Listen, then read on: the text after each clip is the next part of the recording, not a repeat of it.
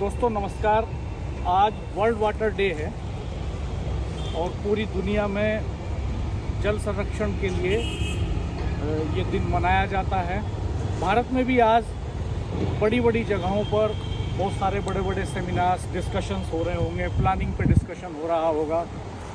तो हमने सोचा कि इस मौके पर हम किसी नदी को देखें और एक मरती हुई नदी की कहानी हम आपको, ये काली कहानी आपको दिखाने जा रहे हैं। हमारे साथ इस वक्त हैं नदीपुत्र रमन त्यागी। इनको नदीपुत्र इसलिए कहा जाता है कि इन्होंने नदियों के लिए पिछले 2 दशक से भी ज़्यादा समय में बहुत सारा काम करने की कोशिश की है, आवाज़ उठाई है, बहुत सारे इनिशिएटिव्स लिए हैं, बहुत सारे प्लेटफॉर्म्स पर जाके इन्होंने नदियों की वॉइस रेज की है। तो हम रमन जी से समझेंगे इस नदी की कहानी। आप बैकग्राउंड में जो देख रहे हैं ये कुछ खेत नहीं है, नदी के बीच में खड़े हुए हैं। मैं चाहूँगा वैभव कैमरे से दिखाओ आप, ये पूरा चारों तरफ का सीन बिल्कुल नदी के बीच में है, नदी के किनारे पे नहीं है। रमन जी आपका स्वागत है हमारे चैनल पे। बहुत बहुत आभार, आपने मुझे बुलाया और उसका अवसर दिया बात करने। हमने सोचा कि इसी कमरे में बैठ के डिस्कशन से बेहतर है कि इस दोपहरी में हम ग्राउंड पे किसी नदी का हाल देखें। कैसा महसूस कर रहे हैं आप इस नदी को देख? देखिए, सबसे अच्छा तो पॉजिटिव साइन ये है कि अगर कोई खबर नवीस जो पत्रकार है वो ज़मीन पे जाना शुरू कर दें तो आधी समस्या लगभग समाप्त हो जाती है। एक ज़मीनी स्थिति से वो वाकिफ हो जाते हैं, जो भी उसको दिखाना चाहते हैं, जहाँ दिखाना चाहते हैं पता चल जाता है। अभी ये काली रिवर ईस्ट है जो गंगा की प्रमुख की होती है, ये गंगा की मेन सहायक नदी है। अब इसके आप हालात थोड़ा ये बताइए रमन जी कि ट्रिब्यूटरी का मतलब क्या है। कि जैसे बड़ी नदियाँ हैं, गंगा और यमुना है, तो उनकी बहुत सारी सहायक नदियाँ हैं, पूरा नेटवर्क है नदियों का इस गंगा यमुना के दोआबा में। तो उनमें से एक ये नदी है जो आसपास के गांवों से बरसात का पानी लेते हुए चलती है और अंततः यमुना में गिर जाती है, तो ये गंगा में गिर जाती है। ये बेसिकली जहाँ आप खड़े हैं मेरठ में, ये गंगा और यमुना के दोआब का क्षेत्र है, यानी कि 2 नदियों के बीच का क्षेत्र है। और ये ऐसा क्षेत्र है पूरी दुनिया में इससे मीठा पानी, इससे ज़्यादा पानी, इससे अच्छी जलवायु कहीं नहीं है। लेकिन अब जब ऐसी नदी के हम हालात देखते हैं, ये गंगा की प्रमुख सहायक नदी है, ट्रिब्यूटरी कहते हैं सहायक नदी। इसकी भी जो सहायक और छोटी सहायक नदी है उसकी और ट्रिब्यूटरी होती है, काली ट्रिब्यूटरी मानी जाएगी। तो ये नदी मुजफ्फरनगर से चल के मुजफ्फरनगर, मेरठ, हापुड़, बुलंदशहर, अलीगढ़, एटा, फरुखाबाद, कासगंज, कन्नौज में जाके गंगा मिलती है। करीब 600 किलोमीटर इसकी लंबाई है। जब ये वहाँ से शुरू होती है तो इसका महत्व भी बिल्कुल गंगा जैसा है, क्योंकि गंगा अपने आप में कोई नदी को कहीं की पूरक है वो नहीं मान सकते, क्योंकि गंगा पूरे भारत का करीब 42 से 43% एरिया है जो बेसिन कवर करती है। उस पूरे 42-43% एरिया में जितनी भी छोटी नदियां हैं वो सब गंगा ही हैं, क्योंकि वो गंगा को फीड करती हैं, तब जाके गंगा एक बड़ी नदी बनती है। तो उसकी एक सहायक नदी ये है। अगर इसके हालात की बात करें, देखिए इसमें इंडस्ट्रियल वेस्ट, सीवरेज, उसमें चाहे मुजफ्फरनगर से आगे खतौली का हो, मेरठ का हो, बुलंदशहर का हो, हापुड़ का हो, अलीगढ़ का हो, सब इसी में लगातार जा रहा है। जिन नदियों को हम पूज रहे थे कि भारत का जो लगाव है नदियों के साथ वो धार्मिक है, आध्यात्मिक है, सांस्कृतिक है, सामाजिक है। सभ्यताओं का विकास दुनिया में नदियों बिल्कुल, आपने देखा होगा अभी कुंभ के दौरान कितनी बड़ी आबादी एक कुंभ के पास आई, नदी के कारण आई। नदी ने कोई निमंत्रण नहीं दिया, लेकिन एक काल चक्र है कि एक उस तिथि पे वहाँ एक ऐसा उत्पन्न होगा कि आप सब आइए व नहाइए। हम नदी के बीच में घूमते हुए दिखाते हैं दर्शकों को, ताकि ये अंदाजा भी हो कि हम नदी के भीतर चल रहे हैं और क्या हालात हैं। ये बेसिकली नदियों का देश है, और अगर हमारी नदियों के हालात ऐसे हो जाएंगे जैसे काली रिवर ईस्ट के हैं तो बड़ा दुखद है, क्योंकि नदी का मरना एक तरीके से समाज की स्थिति का परिचायक है। आप ये समझ सकते हैं कि जैसे हमारे शरीर में नसें हैं, उनमें ब्लड बहता है, अगर वो प्रदूषित हो जाए तो शरीर में कैंसर जैसी स्थिति हो जाती है। अगर हमारी नदियों में, ये हमारी धरा की नसें हैं नदियाँ, अगर इनमें खराब पानी बहेगा, प्रदूषित पानी बहेगा तो कैंसर होना स्वाभाविक है। नदियाँ इस समय ICU में है, वेंटिलेटर पर जाने की तैयारी में है। अगर हमने बहुत जल्दी सुधार की तरफ हम नहीं बढ़े, क्योंकि छोटी नदियों को बचाना जरूरी है, बड़ी नदियों की सहायक हैं, ये जब फीड करेंगे बड़ी नदियाँ बनेगी। काली ईस्ट जैसी नदी जो प्रमुख नदी है वेस्ट यूपी की, तो इसके अगर ऐसे हालात हो तो आप सोच सकते हैं क्या स्थिति होगी।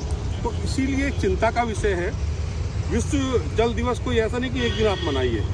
जब आप पानी रोजाना खर्च कर रहे हैं, पानी रोजाना इस्तेमाल कर रहे हैं, तो पानी को बचाने का काम रोजाना क्यों ना किया जाए। कोई भी दिवस ऐसा होता है कि उसका महत्व बताने के लिए एक दिन तय कर दिया जाता है, लेकिन उसका महत्व पूरे साल होना चाहिए। तो स्टार्ट। तो ये जो विश्व जल दिवस हम मनाते हैं, इसका ज़मीन पे कोई इम्पैक्ट क्यों दिखाई नहीं देता। मैं तो काली से आंकने की कोशिश करूँगा, क्योंकि मैं मेरठ का रहने वाला हूँ। यहाँ जहाँ हम खड़े हैं इसमें से बहुत ही स्मेल आ रही है, केमिकल बह रहा है। एक हिस्सा वो भी है, हम आपको दिखाएंगे वो हिस्सा भी दर्शकों को। आपने तो देखा है पूरा घूम के, जिस हिस्से में पानी की एक बूंद नहीं है। यहाँ से 7-8 किलोमीटर दूर जब ये मेरठ में एंटर करती है, उसके बाद भी भवनपुर के आसपास तक इसमें एक बूंद पानी की नहीं। आउटर रिंग रोड बन रही है वहाँ, और यहाँ के पानी आ जाता है। देखिए, इस समय जो नदियों की पूरे देश की जो समस्या 3 है, पानी की कमी, प्रदूषण और एनक्रोचमेंट। एनक्रोचमेंट उसके बेसिन पे, बेसिकली नदी को ये मान लिया जाता है कि जो धारा बह रही है वो केवल नदी है, लेकिन नदी के आसपास का करीब 500 मीटर का जो एरिया है दोनों तरफ, वो उसका बेसिन है, और उसमें जो एक्टिविटी होंगी वो नदी को इम्पैक्ट करेंगी। मान लिया आप यहाँ, ये नदी का बेसिन है, धारा वहाँ बह रही है, पूरी देखेंगे इसमें पूरे में खेती हो रही है। अगर यहाँ तालाब बना हुआ हो तो वो पानी रिचार्ज होकर नदी में जाएगा। वो नदी का नेचर है कि बरसात में जो पानी आता है वो भूजल को फीड करती है नदी, तो बरसात के बाद वही भूजल नदी को फीड करता है। तो नदी दोनों के मिलने से बहती है, भूजल और सरफेस वाटर। तो जब तक भूजल स्तर नीचे जाता रहेगा तो नदी का आप अस्तित्व नहीं मान सकते हैं, और वो एक्टिविटी यहाँ तय करेंगी। मान लिया यहाँ अच्छी खेती हो रही है, पौधारोपण है, तालाब है इसके बेसिन में, अभी हो क्या रहा है, बिजली खंबे लगा दिए, कोई दीवार बना ली किसी ने। तो जब बेसिन ही एनक्रोच कर दिया जाएगा, बेसिन को एनक्रोच करके एक तरीके से उसको नदी को कैनाल बना दिया जाएगा, तो नदी का महत्व खत्म हो जाता है। दूसरा, जहाँ तक विश्व जल दिवस की बात है, विश्व जल दिवस कोई भी दिवस एक सांकेतिक है। जैसे भारत में योगा दिवस है, तो योगा दिवस, योग तो रोज करना चाहिए, खाली एक दिन थोड़ी करना है। इसी तरह विश्व जल दिवस में पानी का महत्व बताने के सांकेतिक रूप से है, लेकिन पानी का काम, पानी का संरक्षण उसका रोज का विषय है, और ये एक आम व्यक्ति से शुरू होता है। उसमें सरकार की बहुत महत्वपूर्ण भूमिका है, क्योंकि आप देख रहे हैं ये ड्रेन एक आ रहा है इधर से, ये भी नया बन रहा है। ये सीवेज लेकर के ड्रेन कस्बे का आएगा, नदी में चलेगा, लेकिन इसमें वो सीवेज ट्रीट हो उसकी कोई व्यवस्था भी नहीं दिख रही है, चाहे नेचुरल प्रोसेस से हो, चाहे एसटीपी के द्वारा हो। तो ये विषय सरकार का है, इसमें समाज क्या करे बताइए। ना पैसा खर्च कर सकता है, ना इन्फोर्समेंट कर सकता है। अगर इसी को सरकार समझ ले कि हम नेचुरल प्रोसेस की तरफ भी जा सकते हैं, जहाँ एसटीपी काम नहीं कर रहे, चल नहीं रहे, बनाने के बाद भी सफ़ेद हाथी की तरह खड़े हैं, उनमें कोई काम ही नहीं हो रहा, उनको कोई संचालन ही नहीं है, बिजली नहीं है, सीवेज नहीं पहुँच रहा है, तो क्या हम कहीं कहीं नेचुरल प्रोसेस की तरफ जा सकते हैं। इस नदी में अभी ऊपर के स्तर पर कुछ शुरुआत हुई है, क्योंकि जो हमने ओरिजिन जो मुजफ्फरनगर मंतवाड़ा गांव में वहाँ इस नदी का ओरिजिन है, तो वहाँ करीब 200 बीघे ज़मीन किसानों से छुड़वा के वहाँ झील बनाई गई थी। उसके आगे एक वेटलैंड का काम शुरू हुआ है। अगर उस प्रोसेस में आगे बढ़ेंगे तो हो सकता है कुछ सफलताएं मिलें, लेकिन हम मोनोटोनस रूप से एसटीपी या तो आप ऐसी मॉनिटरिंग व्यवस्था बनाइए कि एसटीपी भी चले तो सीवेज सारा जाए, लेकिन इस स्ट्रक्चर को देख कर नहीं लग रहा कि उस तरफ हम जा रहे हैं। हाँ, ये तो नया स्ट्रक्चर है, और ये बड़ा गांव है, कई गांव हैं इधर। ये कमालपुर गांव है, उस तरफ बड़ी आबादी वाला गांव है, आसपास कई सारे गांव हैं, तो लाखों की आबादी है जिसका सीवेज लेकर के ये नाला जो है उसमें गिरा दिया। अभी कंस्ट्रक्शन डायरेक्ट मिला देंगे, अब ये बन रहा। अरे आप जब इसका डिजाइन बना रहे हैं तो आप सीधे इसमें डाल रहे हैं, आप इसमें केमिकल आ रहा है, उसमें सर्फ सैम्प सोडा जो भी गाँव में घरों में इस्तेमाल चीज़ें करते हैं उनके सारे केमिकल इसमें आएंगे। तो हमने क्या व्यवस्था की है मशीन में। फिर आप बात करें नदी ऐसी क्यों हो रही है। अरे आप जब इसका इतना पैसा नाले को बनाने में खर्च कर रहे हैं तो कम से कम ट्रीटमेंट के लिए भी इसी में प्रोसेस कर दीजिए, नेचुरल प्रोसेस कर दीजिए, वो हो सकता है। लेकिन हमारे इंजीनियर उस तरफ सोचते नहीं है, हमारे इंजीनियर उस तरफ क्रिएटिविटी लगाते नहीं है। वो इनको बताएगा तो लगता है ये पैसे वाला काम नहीं है, इसमें हम क्यों पड़े। तो ये अभी बदलाव मानसिकता में हमको लाना पड़ेगा।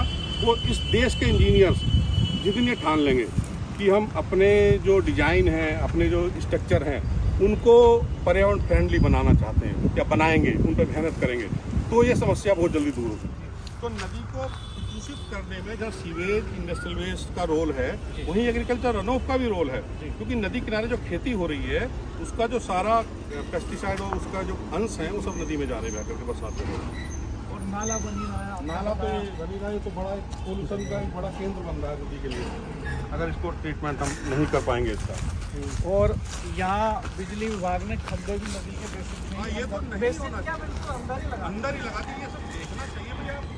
ये बेसिकली है क्या, हमने नदी को साफ किया है कि नदी एक कचरा घर है। क्या आप अपने घर के अंदर आंगन में एक खंभा लगा सकते हैं बिजली का? नहीं लगा सकते। तो नदी तो हमारी पूजनी है। देखिए, ये नाले का कंस्ट्रक्शन चल रहा है जो सीवेज नदी में डालेगा इस पूरी आबादी का। बहुत ही खतरनाक स्थिति है। नदी पुत्र रमन जी ने एक्सप्लेन किया अभी कि नदी को किस तरह से नष्ट कर रहा है, और ये नदी को नष्ट नहीं कर रहे हैं, अपने जीवन को नष्ट कर रहे हैं। अपने जीवन को नष्ट कर रहे हैं, क्योंकि हम उस तरफ ध्यान ही नहीं दे रहे हैं। जिस दिन हम ये मान लेंगे कि ये नदी और हमारा शरीर दोनों समान प्रक्रिया है, उस दिन हम सुधार की तरफ बढ़ जाएंगे। और ये हमको मानना ही पड़ेगा। ये कोई भावनात्मक बात नहीं है, एक साइंटिफिक बात है, इसमें कोई भावना नहीं है। ये है नदी हमारा घर है, नदी जीवन दे रही है। आप सोच के देखो, जैसे नदी के हालात हैं, क्या समाज के हाल ऐसे हालात नहीं? उसी तरह की विकृति समाज में है। नदी हमारे समाज का आईना है। आप देश भारत को देख लीजिए, इस समय जो विकृतियां नदी के साथ हो रही है वो समाज के साथ हो रही है। आप यूरोप में देख लीजिए कितना खुशहाल सब है, अमेरिका में देख लीजिए वहाँ की नदियाँ भी खुशहाल है, क्योंकि वहाँ का समाज खुशहाल है, आगे बढ़ा, तरक्की कर रहा है। जिनको हम पूज रहे हैं, जो नदी हमको जीवन दे रही है, उसको आपने कचरा घर बना दिया। तो हम भी तो कचरा ही घर बन गए। कचरा केवल नाला ही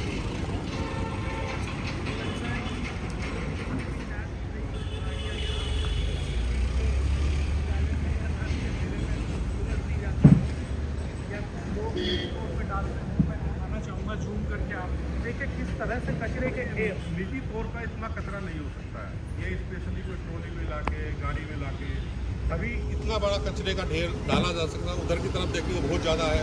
नदी के अंदर इवन कचरा है, तो आपकी साइड में दिख रहा है, नदी के अंदर भी प्लास्टिक, कपड़े, दुनिया भर की चीज़ें डाल। क्या हम देख रहे हैं कि कौन सी ऐसी चीज़ है, कौन सा ऐसा वेस्ट है जो ह्यूमन लाइफ के दौरान जनरेट होता है जो यहाँ नहीं है नदी में। अब देखिए क्या क्या दिख रहा है, मैं चाहूँगा आप ही थोड़ा एक्सप्लेन करके बताएं। आप अगर घर के कपड़े, मतलब जो कपड़े घरों से वेस्ट हो जाते हैं वो यहाँ आपको दिख रहे हैं। नगर निगम का पूरा जो डाला हुआ वेस्ट है वो आपको दिख रहा है। और यही सब तरीके, मतलब आप अगर देखेंगे तो ऐसा कोई रास्ता है, लेकिन अब प्लास्टिक भरा पड़ा है। और ये कारस्तानी आप देखेंगे ऊपर जो कपड़े लटक रहे हैं, कुछ जो किसी ने डाले होंगे और नीचे तक नहीं पहुंच पाए। तो इसमें सरकार का भी बहुत ज़्यादा दोष इस मामले में नहीं माना जाएगा, क्योंकि ये हम लोग ही डाल रहे हैं, ये लोगों के द्वारा डाला जा रहा है। और सरकार को इन्फोर्समेंट करना चाहिए। जहाँ तक विदेशों की बात है, मैं अमेरिका में वाशिंगटन में पोटोमैक नदी है, व्हाइट हाउस के पास से बहती है। वो भी कभी ऐसी गंदी नदी थी। वहाँ इस समय हेल्थ मिनिस्टर हैं कैनेडी जूनियर, उन्होंने हमको उस नदी को दिखाया कि हमने इतनी सख्त नीतियाँ बनाई और इतनी ही सख्ताई से उनको लागू किया। आज उस नदी में आप हाथ भी नहीं डाल सकते। नदी ये अगर साफ पानी इसमें बह रहा हो, एक टूरिज्म का केंद्र है। ये सिंचाई के लिए हमको पानी देगी, भूजल हमारा अच्छा होगा। और आप साफ पानी के पास चले जाएं, अपने आप ही उत्साह, उल्लास, उमंग सी आती है। आप क्यों जाते हैं घर की पैड़ी में नहाने साफ पानी में? यहाँ क्यों नहीं नहाने? क्योंकि आपको साफ पानी चाहिए नहाने के लिए। गंदा करने के लिए भी नदी चाहिए आपको, और अपने पाप धोने के लिए भी नदी चाहिए। तो ऐसा संभव नहीं है। जहाँ समाज को भी समझना होगा कि हम इतने ना गिरें कि अपनी नदियों को ही कचरा घर बना दें और ये फिर आपको ही दूषित कर दें। और नदी अपने आप को संभाल लेगी, सोचना समाज को है। क्योंकि जब बरसात आएगी वो बहा के ले जाएगी। नदी का एक नेचर है, साल में एक बार फ्लशिंग हो जाएगी। लेकिन हम भी उसके साथ अपने कदम से कदम मिलाएं नदी के साथ। नदी एक लाइव है, नदी भी जीवन है। उत्तराखंड के हाई कोर्ट ने एक आदेश दिया था आपसे 5-7 साल पहले कि नदी को भी एक लाइव जीवंत जीवन है उसकी तरह दर्जा मिलना चाहिए। क्योंकि इसमें भी एक पूरी जलीय जीव रहते हैं, मछलियाँ रहती हैं, दुनिया भर के जलीय जीव और भी रहते हैं। पूरी एक लाइफ पनपती है। और इसके साथ साथ सरकार को ये सोचना होगा कि कोई कूड़ा डाल रहा है या नगर निगम डाल रहा है, कोई इंडिविजुअल डाल रहा है, तो कैसे उसको रोकने के लिए हमको कानून बनाना है, कैसे उसको जुर्माना लगाना है। तो दोनों के साथ में होने से ये बात बनेगी, वरना ये आज जो आप देख रहे हैं स्थिति, आप समझ लीजिए कि ये मानव पे संकट है, नदी पे संकट नहीं है। नदी तो रहेगी, ये मानव पे संकट है। नदी में कचरा जमा है, बहुत तरह का अतिक्रमण हो रहा है और इसी कचरे के बीच में भोजन की तलाश कर रही है गाय। यहीं पर कुत्तों के झुंड हैं जो कई बार हिंसक भी हो जाते हैं। मेरठ से ऐसी खबरें अक्सर आती हैं कि बच्चों को, महिलाओं को शिकार बना लिया। रमन जी क्या कहेंगे, बड़ी संख्या में गाय यहाँ बैठी हुई है। भारत में गाय को, पृथ्वी को, नदी को, तीनों को माता का दर्जा है। दो तो आप देख रहे हैं क्या हालात हैं, गाय के हालात और नदी के हालात, दो माता तो यहाँ बैठी हुई है। धरती माता का आप ये हाल देख रहे हैं, जो मेडिकल वेस्ट है वो भी यहाँ पड़ा है। मेडिकल वेस्ट आप समझ सकते हैं कि कितना खतरनाक होता है। ये किसकी गलती है, अभी कहाँ से आ रहा है मेडिकल वेस्ट? ये तो सीएमओ या जो बोटीज हैं, ये तो बड़ा ही खतरनाक है। अगर नदी में आप मेडिकल वेस्ट भी जा रहा है तो सिरिंज जा रही है, हो सकता है कोई ब्लड दूषित है, कोई एड्स की सिरिंज है, कोई और तरह का वेस्ट है उसमें। तो ये हालात अगर हमारी नदी के हैं तो इससे बड़ी चिंता का विषय कुछ और नहीं है। ये जो कुत्ते यहाँ घूम रहे हैं, ये नदी में मीट के टुकड़े ढूंढते हैं, जो इसको खा करके मांसाहारी होते हैं और हिंसक होते हैं, कभी बच्चों को लूट लेते हैं, झुंड बना के लोगों के पीछे पड़ जाते हैं। तो ये बड़ा ही दुखद और मार्मिक दृश्य यहाँ आप देखेंगे। ये मेरठ की स्थिति है जहाँ काली नदी शहर के पास से जा रही है। अगर इस नदी के ये हालात हैं, यहाँ नगर निगम है, मेरठ कमिश्नरी है, मेरठ डिस्ट्रिक्ट है और आपकी यहाँ सारी अथॉरिटियाँ, जिला पंचायत है, इरिगेशन डिपार्टमेंट क्या कर रहा है? जिसकी ये नदी है, नदियों की ओनरशिप इरिगेशन डिपार्टमेंट के पास है। पूरा का पूरा कचरा भरा हुआ है। आप बिल्कुल ही डंपिंग ग्राउंड बना दिया। इससे गंदी जगह कोई हो नहीं सकती। जहाँ हमारे पूर्वज कहते हैं कि, हमारे ग्रंथ बताते हैं कि नदी में जब आप नहा लें, स्नान कर लें, तो वहाँ रुकना नहीं चाहिए। ये हमारे ग्रंथों में है कि वहाँ रात नहीं गुजारनी चाहिए, और आप यहाँ इतना सारा कूड़ा भर भर के डाल रहे हैं। इसके पीछे क्या तर्क है? इसके पीछे तर्क ये है कि वहाँ गंदगी ना हो। आप वहाँ रुकेंगे, टॉयलेट जाएंगे, शौच जाएंगे, कुछ और खान पान करेंगे, तो वहाँ गंदगी का वास नहीं होना चाहिए। आपने स्नान कर लिया, आप वहाँ से निकल जाइए। स्नान भी कैसे करना है, स्नान का तरीका बताया गया है नदी में कि आप घर से नहा के जाइए, केवल उसमें डुबकी मारनी है, शरीर को भी नहीं मलना है, केवल उसमें डुबकी मारिए और ऐसे ही निकल आइए। ये स्नान का तरीका है। और आप वहाँ रुक रहे हैं, गंदगी फैला रहे हैं। अब आप यहाँ इसके हालात देख सकते हैं। यहाँ से 1 किलोमीटर होगा मुश्किल से मेडिकल। हम ये नहीं कह रहे कि मेडिकल को ये वेस्ट यहाँ डाल रहा है, लेकिन जिम्मेदार लोग बैठे हैं। और ये शहर का भीतरी इलाका है, ये नदी यहाँ एकदम शहर से सटी हुई है। बिल्कुल, देखिए इस नदी की एक कहानी है। से निकलती है, वो गाँव है अंतवाड़ा, मुजफ्फरनगर डिस्ट्रिक्ट में। उससे लगभग 22 किलोमीटर आगे मेरठ डिस्ट्रिक्ट में नंगली तीर्थ पड़ता है नदी के किनारे। तो एक साधु होते थे जो, जिनकी कहानी है, जो वहाँ से निकलती थी नदी। तो नंगली तीर्थ का जो ग्रंथ है, जिसको फॉलो करते हैं, सुधा स्वरूप, उसमें उनके जो गुरु हैं, उसमें ग्रंथ में उन्होंने लिखा है कि नंगली जस्ट ए हरिद्वार, और इस नदी को उसमें गंगा लिखा गया है उनके ग्रंथ में। और अंतवाड़ा को उसमें गोमुख की संज्ञा दी गई है। और उसमें स्पष्ट लिखा था, जब हम उसके ओरिजिन को रिवाइव कर रहे थे, कि कोई व्यक्ति आएगा और ओरिजिन रिवाइव करेगा और यहाँ भी तीर्थ बनेगा और घाट बनेंगे। तो इतने पुराने स्तर से इसको गंगा का स्वरूप माना गया है इस नदी को। तो हम किधर जा रहे हैं, कहाँ नहाएं, कौन सी चीज़ें फॉलो करें? तो आज नंगली तीर्थ के 2 से 2.5 लाख साधु चाहते हैं कि ये नदी पुनर्जीवित हो, हम इसमें कार सेवा करें।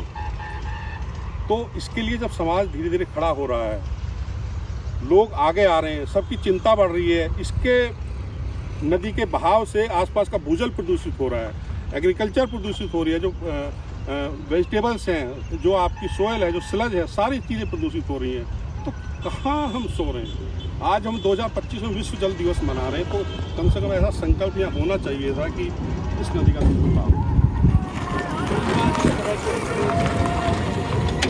इसमें सब्जियाँ धोई जा रही हैं, आसपास जो खेत हैं उनमें पानी इन्हीं का जाता है। आसपास के गांवों में इस प्रदूषित पानी की वजह से जो विकृतियां हैं लोगों में, स्किन के डिजीजेज, हड्डियों की बीमारियां, इस तरह की आमतौर पे बहुत देखी। देखिए, हमने टेस्ट कराई थी, इस नदी का पानी भी टेस्ट किया था, स्लज भी टेस्ट की थी, आसपास की सोइल टेस्ट की थी, आसपास की सब्जियां टेस्ट की थी, तो चारों में सेम पेस्टिसाइड निकले थे। उनको कहते हैं कोप्स, पर्सिस्टेंट ऑर्गेनिक पोल्यूटेंट्स। वो बैंड पेस्टिसाइड है पूरी दुनिया में। वो डेडली पेस्टिसाइड है, वो हवा के साथ फ्लाई करते हैं, पानी के साथ बहते हैं, वो शरीर में आपके चले गए तो 100 साल तक बने रहेंगे। जिसमें डायल्ड्रिन है, हेप्टाक्लोर है और पीएचसी है, एंड्रिन है। तो ये पेस्टिसाइड जब मिल रहे हैं तो कहीं ना कहीं इस्तेमाल भी हो रहे हैं। तो ये जब हमारी फूड चेन में शामिल हो गए हैं तो इसीलिए आपको कैंसर की, skin disease, nervous breakdown, infertility आप किसी डॉक्टर से बात करेंगे तो नदी किनारे के गाँव में बहुत ऐसे न्यूली मैरिड कपल मिलेंगे जिनके बच्चे नहीं हो रहे। दूसरा, जो पशु हैं, चलो मानव ने, व्यक्ति ने आरओ लगा कर पानी पीना शुरू कर दिया साहब, लेकिन पशु तो उसी पानी को पी रहा है, वो भी ज्ञापन नहीं रहता है। ये बहुत समस्या है आसपास के गाँव में। पशुओं में बांझपन हो रहा है। दूसरा जो मिल्क प्रोडक्शन है, उसमें भी ये निश्चित वो सारा पूरी फूड जो श्रृंखला है हमारी, फूड चेन है, जो पूरी में इसके पेस्टिसाइड इसके अंदर शामिल हो चुके हैं और इसको रिवाइव करने की ज़रूरत है। और ये उस क्षेत्र में हम बात कर रहे हैं जहाँ पूरी दुनिया का सबसे अच्छा पानी या 400 मीटर नीचे तक साफ पानी है, रोक से नहीं है, रेत और पानी दो ही लेयर है बस। और गंगा यमुना का दुआब है। ये पूरा इलाका ऐसा है, माइग्रेट होकर लोग इस इलाके में इसीलिए आए, इसीलिए बसे। देखिए, यहाँ चाहे दजला फरात से लेके सिंधु घाटी, मेसोपोटामिया, सारी सभ्यताएं वहाँ बसी जहाँ उनको पानी मिला। आज भी पूरी दुनिया के बड़े बड़े शहर नदियों किनारे ही हैं, क्योंकि पानी एक नीड है हमारी। वो पानी का प्रमुख स्रोत क्या है? नदी। वहाँ से कृषि के लिए भी मिलेगा, आपको पीने के लिए भी मिलेगा, हमारा भोजन स्तर भी सही रहेगा।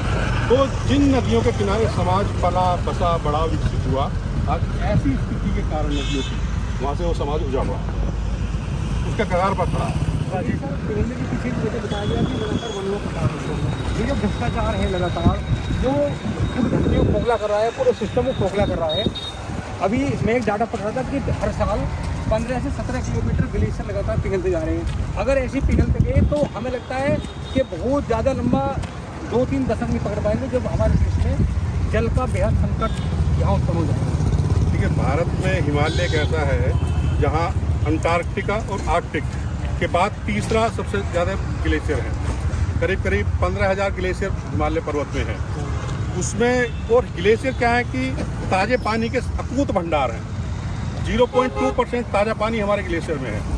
और हिमालयन जो ग्लेशियर हैं वो हमारी जो तीनों गंगा बेसिन है, गंगा बेसिन, ब्रह्मपुत्र और सिंधु, यानी कि करीब 70% भारत को वो फीड करते हैं। और ग्लेशियर को बर्फ़ की नदी भी कहा जाता है, क्योंकि अगर ग्लेशियर नहीं पिघलेंगे, ग्लेशियर पानी नहीं देंगे, तो ये जो गंगा, ब्रह्मपुत्र और सिंधु जैसी नदी, ये भी बरसाती बन के रह जाएंगी। अगर ये ग्लेशियर ख़त्म हो गए, पेयजल नहीं मिलेगा, भूजल भंडार खत्म हो जाएंगे, कृषि के लिए लोग तरसेंगे। अब आप देखो, ये खाली नदी है जो लगातार बढ़ती है, इसका पानी देखो किस तरह के हालात हैं। तो मैं इसीलिए कह रहा हूँ कि ये तो बरसाती नदी है। बरसाती नदी को भी, इसमें भी पूरे साल पानी रहता था, क्योंकि भूजल स्तर हमारा ऊपर था। ये नदी मरी क्यों? बढ़ती आबादी का बोझ, इतनी आबादी है, कहाँ से पेयजल पूरा हो? तो भूजल निकाल के पीते, वो भूजल स्तर नीचे चला गया तो नदी का कनेक्शन भूजल से कट गया। तो यही कारण है कि नदियों ने बहना बरसात के बाद बंद कर दिया। क्या ऐसा लगता है कि सरकारों के साथ में जो सामाजिक संस्थाएं हैं, वो सब भी सामाजिक लोग, उन्हें चिंता ही नहीं नदी कल के नदी को हम लोग संवारें या नदी को बिगाड़ें? देखिए, मेरा सभी सामाजिक कार्यकर्ताओं से भी, क्योंकि मैं भी एक समाज के बीच काम करता हूँ, उस संगठनों से भी मेरा निवेदन है कि अब बहुत हुआ, ज़मीन पे आ जाइए। अगर अब भी हम ज़मीन पे आकर के नहीं उतरे चीज़ों को संभालने में, तो बहुत देर हो जाएगी। लोग हमें भी विचारना शुरू कर देंगे, भाई ये भी ऐसे ही है। तो अब समय नहीं है, अभी गर्मी शुरू हो गई है, अभी से आप पानी का संकट देखेंगे। दिल्ली जैसा शहर, उसके पास अपना पानी नहीं है। कहाँ है पानी दिल्ली के पास? उत्तर प्रदेश, हरियाणा, पंजाब पानी देता है। तो कहीं मेरठ के ऐसे हालात ना हो जाएं, या देश के किसी भी हिस्से के ऐसे हालात ना हो जाए। लातूर एक हमारा उदाहरण है, चेन्नई, बेंगलोर या 0 डे की तरफ हम बढ़ रहे हैं। बेंगलोर में क्यों क्राइसिस आया? नदी से पानी आता था, नदी में पानी कम हुआ, पानी खत्म, उसके अपना ग्राउंड वाटर है नहीं। तो जब हमारी नदी स्वच्छ होंगी, निर्मल होंगी, अविरल होंगी, पानी बहेगा, भूजल स्तर भी बढ़ेगा, भूजल की जो अशुद्धियाँ हैं वो भी ठीक होंगी, धीरे धीरे बीमारियाँ कम होंगी। ये लॉन्ग टर्म प्रोसेस है। ये 40 साल में, 30-40 साल में हमने चीज़ों को बिगाड़ा है, तो सुधारने में हो सकता है 10, 15, 20 साल का समय लगे, लेकिन एक शुरुआत तो हो। क्या अब ज़रूरत है कठोर कानून की? 100% जरूरत है। पोल्यूशन कंट्रोल बोर्ड, जिसको नदियों को प्रदूषण मुक्त रखने के लिए बनाया गया था, जब से वो बना है प्रदूषण बढ़ा है नदियों में, तो उसका भी आकलन करना चाहिए कि क्या उसको रहना चाहिए, नहीं रहना चाहिए। रमन जी, क्या सिंचाई विभाग सिर्फ इसलिए है कि जो नहरों की सफाई के लिए पैसा आता है, उस पैसे की सफाई का बंदरबाट करना है, नदियों की कोई जिम्मेदारी सिंचाई विभाग की नहीं है? नदियाँ सिंचाई विभाग की ही होती हैं, वो अपनी नहरों को नहीं संभाल पा रहे ठीक से। मैं आज एक खबर पढ़ रहा था, नहर में भी कोई पोल्यूशन डाइवर्ट कर रहा है, दूषित पानी। तो नदियाँ उन्हीं का पार्ट है, नदियों को संभालना उन्हीं का जिम्मेदारी है। जो नदियों को प्रदूषित कर रहा है उस पर जुर्माना लगाए ना, वो उसको बैन करें, उसको बंद करें। क्यों नहीं करते हैं? कौन रोकता है उनको? उनकी भी पहचान होनी चाहिए। जो उस प्रक्रिया में बाधा बनते हैं लोग, चाहे सरकार के प्रतिनिधि हो, चाहे समाज के प्रतिनिधि हो, उनको भी पहचानना चाहिए, उनको भी समाज के आगे दंडित करना चाहिए, भाई आप ऐसा क्यों कर रहे हो? क्योंकि ये जीवन है। आप कहाँ ले जाएंगे पैसा? कब तक आप क्या दे के जाएंगे अपनी पीढ़ी को? आप 40, 50, 45 साल उम्र जब आप पैदा हुए होंगे, इस नदी में साफ पानी था। जब मैं पैदा हुआ, जब आज आप देख लीजिए, तो 20 साल बाद आप क्या ऐसे ही छोड़ के जाना चाहते हैं? तो कुछ तो सुधार हो, नदियाँ हमारी निर्मल बननी चाहिए। हम तो जब भी मसूरी जाते थे लोग ठंड का आनंद लेने, तो जब ऐसे हालात में हुआ आप AC चला रहे हैं, तो कितनी ग्रीन हाउस गैसें आप पहाड़ों में बढ़ा रहे हैं। ये ग्रीन हाउस गैसें बढ़ रही हैं हमारी, और ये एक बहुत बड़ा संकट है। आप पानी तो हमारी नीड है, बिल्कुल प्राइमरी नीड है, लेकिन अगर एक दिन शहर में बिजली ना आए, हाहाकार मच जाता है।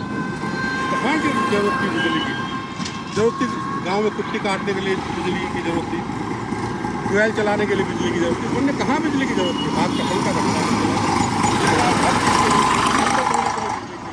RO चलाने के लिए सब बिजली कहाँ से आएगी? कोयले से कम बन पाती है, टीनी डैम बनाना पड़ेगा।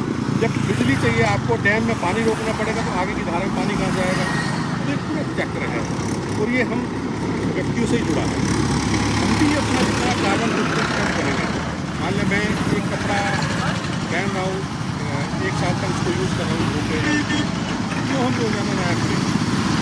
क्योंकि हमारा भोग का भार है, वो भी हमको कम करना है। वाटर फुटप्रिंट और कार्बन फुटप्रिंट भी हमको कम करना है, वाटर फुटप्रिंट भी हमको कम करना है। और तो हालात में हेल्थ स्टोरी और सरकारी दफ्तर। अभी मैंने मेरठ में बहुत सारे डिपार्टमेंट्स को कवर किया, तो दिन में जाते हुए रिपोर्टिंग करना है, फिर तो लाइट्स के बिना काम करना है। बिल्डिंग कंस्ट्रक्शन ऐसा हो गया कि दिन भर लाइट जला के जबरदस्ती की रोशनी भी आ रही, फिर भी जला के रखते हैं। तो आज एक महत्वपूर्ण दिन भी है, आज हाफ आवर में क्या है कि एक संदेश दिया जाता है पूरी दुनिया को कि रात को 8:30 से 9:30 तक आप अपनी लाइट को तो वो संदेश है कि ऊर्जा बचाने का। तो आज हाफ आवर भी आज ही मनाया जाता है। तो हमको जैसे वर्चुअल वाटर वाले माइक बनाए, कितने पानी से माइक बनाए, तो क्या हम कितना पेपर हम इस्तेमाल कर रहे हैं? तो एक व्यक्ति को और फिर अपने परिवार में कार्बन फुटप्रिंट और वाटर फुटप्रिंट दोनों का ध्यान देना पड़ेगा, और ये शुरुआत घर से होगी, ये मेरे अपनेपन से होगी।